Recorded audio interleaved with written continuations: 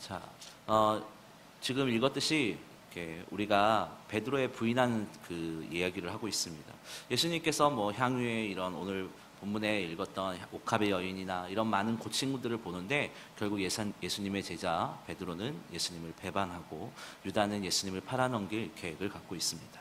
그래서 오늘 저는 여러분들에게 말씀을 드리고 싶은 사람은 베드로입니다. 저는 어렸을 때 성경을 보면서 베드로가 참 부러웠어요. 그러니까 대단하잖아요. 사도행전을 보면 막 설교 한 번을 하면 몇천 명이 막 회심을 하는 역사가 일어나고, 예수님 마태복음 16장을 보면 예수님께서 이렇게 이렇게 베드로에게 말씀하시잖아요. 그 천국의 문을 여는 열쇠로 주겠다고. 그 놀라웠던 베드로라서 그걸 보면서 참 부럽다. 예수님의 베드로뿐만이 아니라 예수님의 제자가 참 부러웠어요. 근데 저는 그걸 보면서 생각을 했어요. 그래, 나도 닮을 수 있겠다 하고 열심히 기도했는데 이게 그렇게 되진 않더라고요. 그래서 제 생각으로 무슨 생각을 했냐면, 그래, 나는 예수님의 제자처럼 그러지는 할 수가 없겠다. 왜냐하면 예수님을 마음속으로는 함께 하겠지만 실제로 먹고 마시고 할 수는 없잖아요. 그러니까 나는 그렇게 될 수는 없겠다. 다만 내가 그들보다 잘난 건, 그들보다 더 좋은 걸 먹을 수 있다는 거에 난 만족하며 살자. 이렇게 하고 이렇게 쭉 살아왔습니다. 그런데 오늘 특히 예수님의 제자, 오늘 제가 본문 뒤에 읽었던 우리 예수님의 제자 베드로에게도 아픔이 있었던 것 같아요. 예수님을 3번이나 부인하는 사건을 보여주고 있는데요.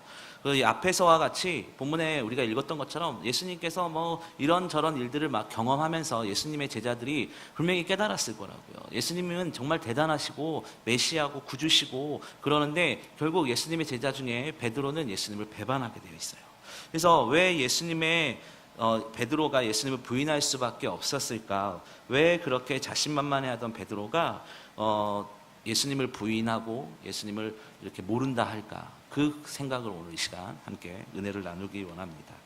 베드로는요, 대제사장의 여종의 질문에 예수님을 부인합니다. 그 여종의 질문에 당황하고 거짓말을 하게 됩니다. 그것을 보면서 제가 무슨 생각을 했냐면요, 베드로 역시도 연약한 존재구나 라는 생각을 좀 했어요. 베드로 역시도 사람이고 예수님의 제자들도 사람이고, 그리고 오늘 저와 여러분들도 별 대단한 걸 한다고 이야기를 하지만 결국 우리는 연약한 사람들이구나 라는 생각을 좀 했습니다. 우리도 그래요. 하나님의 일을 하다 보면요, 우리가 상처받는 것 대부분이 큰 뭔가가 아니라 아주 작은 것부터 시작해요. 작은 이야기부터 시작됩니다. 큰 문제가 아니라 작은 문제가 우리를 넘어뜨리고요, 주님을 사랑한다고 하고 주님을 믿는다고 하고 주님을 의지한다고 하면서 어떤 문제 가운데 주님은 간 곳 없고요, 내 생각에 앞서서 우리의 연약함이 드러나더라, 이 말입니다.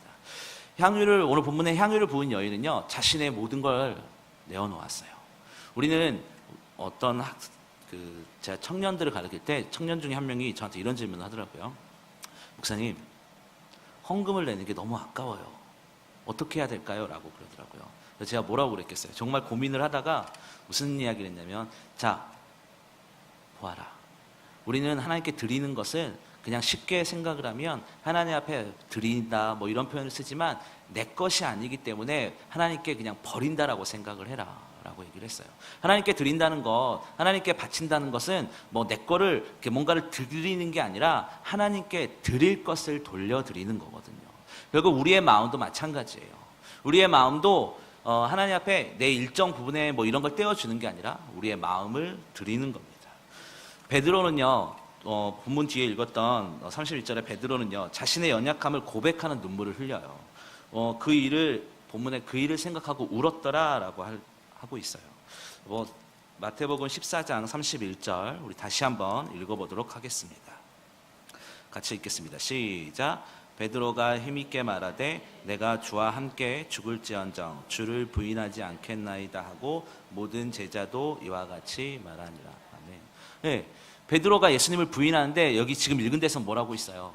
나는 어떠한 일이 있어도 주님을 부인하지 않을 거예요 라고 말을 하잖아요.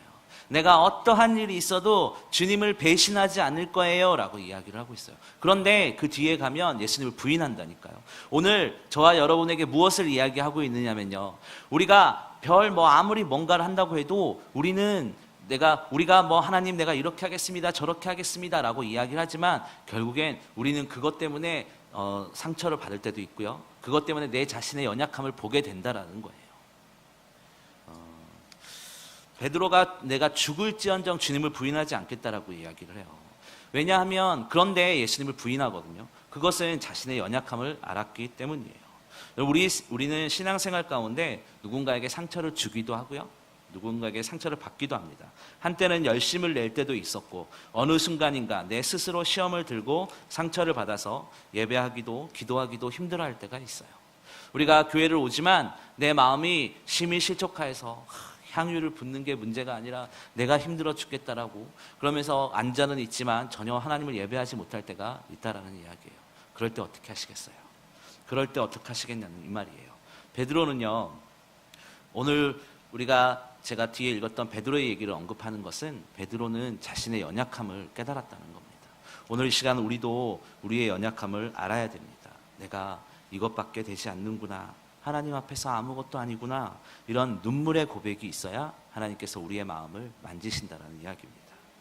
우리는 우리 자신의 비참함과 우리의 눈물이 우리 속에 있어야 하나님의 구속함이 얼마나 큰지 알 수 있습니다.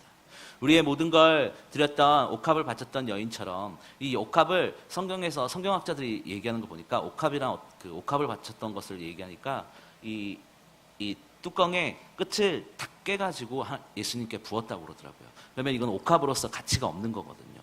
이게 옥합을 담는 병으로서는 가치가 없는 거거든요. 하나님 앞에 나의 마음과 나의 시간과 나의 것을 드린다라는 건 내가 뒤돌아보지 않고 하나님께 다 드린다는 거예요. 꼭 이게 물질을 이야기하는 게 아니에요. 우리의 마음을 이야기하는 겁니다. 우리의 마음이 다시는 세상을 돌아보지 않고 주님만을 바라볼 수 있는 것. 우리의 마음이 세상 것을 타협하는 것이 아니라 주님만을 의지하는 것. 그리고 내가 다시는 세상을 바라보지 않겠다라고 결심하는 것. 다시는 쓰지 않겠다고 내가 세상적인 욕심과 세상적인 욕망과 세상적인 욕심을 주님 앞에 두지 않겠다라고 다짐하고 고백하고 내 마음과 내 시간을 드리는 것. 이것이 바로 예수님의 모습을 닮아가는 우리들의 모습입니다. 예. 여러분 이런 이야기들 해요. 저한테 이 이야기들 하더라고요. 청년들이 목사님 세상에서 살기가 얼마나 힘든지 아세요? 목사님은 사회생활을 안 해보셔서 잘 모르시겠지만 세상 살기가 정말 힘들어요 라고 말을 해요. 이게 제가 이 얘기를 틀렸다라고 이야기하는 것은 아닙니다.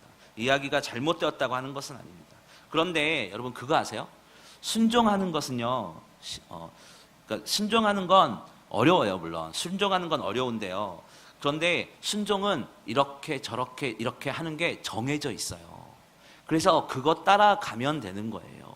이스라엘 백성들이 출애굽을 해가지고 낮에는 구름 기둥과 밤에는 굴 기둥으로 하나님께서 인도하셨잖아요. 그 길을 따라가는 것처럼 힘들고 어렵지만 그 과정 가운데 어렵지만 그냥 따라가면 되는 거예요. 그런데 더 중요한 것, 더 힘든 것, 그것은 사랑하는 겁니다. 사랑하는 거는요, 따라가는 것이 아니라 내 희생이 필요합니다. 내 관심이 필요하고요, 내 마음을 주는 게 필요해요. 다시 말하자면 우리가 우리의 연약함도 있고 우리의 부족함도 있지만 누군가를 사랑한다는 건 내 시간과 내 마음을 희생해야 된다는 거예요. 여러분 하나님을 사랑하는 건요 그런 겁니다. 하나님을 사랑하는 건 순종을 넘어서 내 마음이 온전히 주님께 관심을 가지고 내 시간과 내 마음을 드리는 것입니다.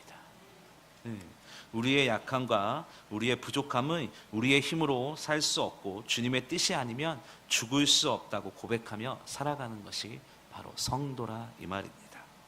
여러분 왜 우리가 하나님께 우리의 시간과 우리의 물질을 들여서 몸으로 물질로 헌신해야 되느냐? 우리는 연약하기 때문이에요.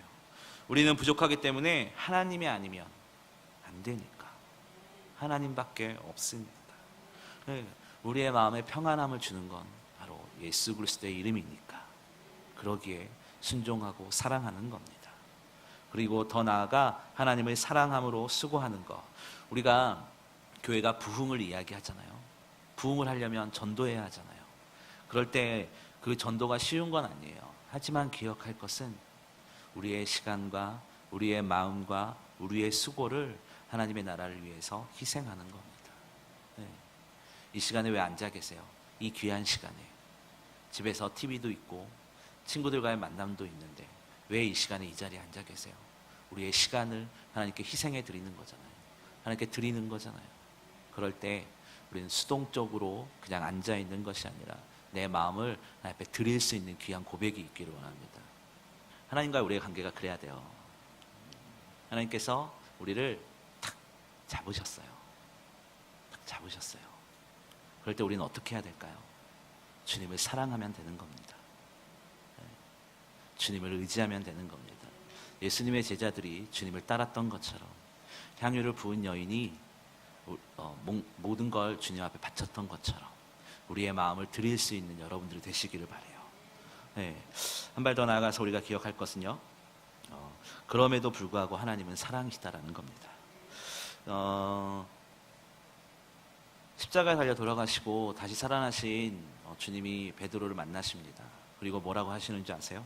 요한복음 21장을 보면요, 요한의 아들 시몬아, 내가 이 사람보다 나를 더 사랑하느냐라고 묻습니다.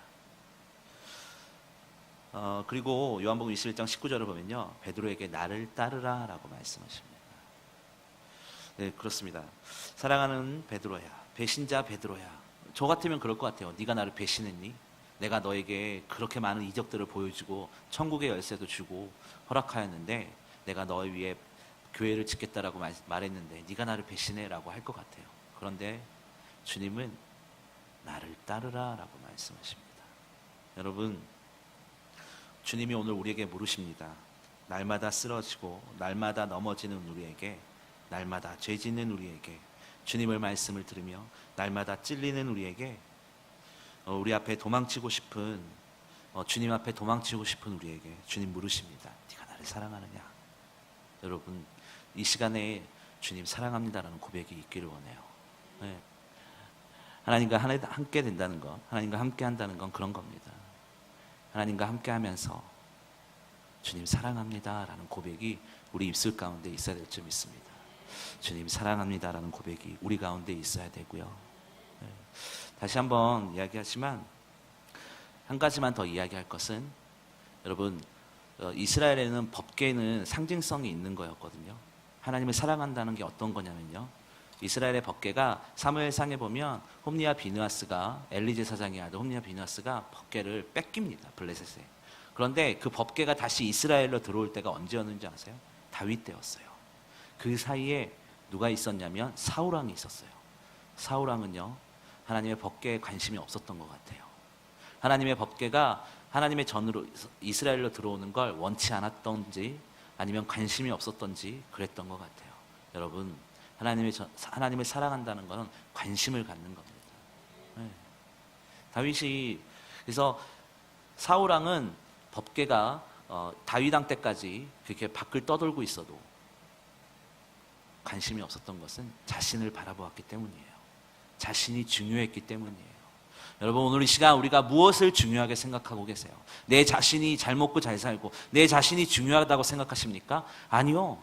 나를 통해서 역사하시는 하나님이 제일 중요하다라는 거예요. 나를 통해서 역사하시는 하나님이 온전히 그보다 더 귀한 이름이 없다라는 거예요. 나를 통해서 역사하시는 하나님보다 더 가치 있는 것은 없다라는 거예요. 왜 가치라는 말을 쓰나요? 가치는 뭔가 있기 때문이에요. 뭔가 귀중하기 때문이에요. 그런데 우리는 예수 그리스도를 가치 있게 우리가 마음속에 품어야 하는데, 어쩐지 우리는 어떨 때는 날마다 쓰러지고 날마다 넘어지면서 그 가치를 제대로 보지 못할 때가 많은 것 같아요. 여러분, 하나님을 사랑한다는 건 우리의 마음의 가치를 주님 앞에 두는 겁니다. 우리의 마음의 가치를 주님을 의지하는 겁니다. 그럴 때 우리의 마음을 만지시고 우리를 통해서 역사하시는 귀한 하나님의 은혜가 있기를 예수님의 이름으로 축원합니다.